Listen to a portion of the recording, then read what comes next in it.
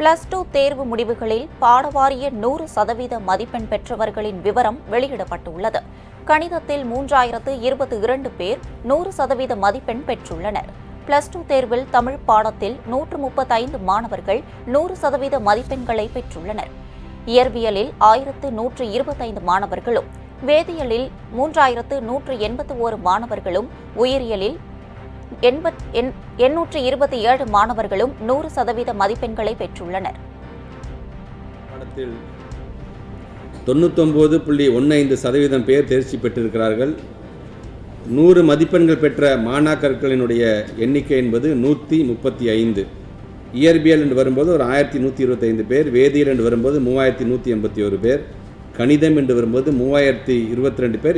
ஏதேனும் ஒரு பாடத்தில் 100 மதிப்பெண்கள் பெற்ற மாணாக்கரின் எண்ணிக்கை என்பது 26,887. ஏதேனும் ஒரு பாடத்தில் 100 மதிப்பெண்கள் பெற்ற அரசு பள்ளி மாணாக்கரின் எண்ணிக்கை என்பது 2853.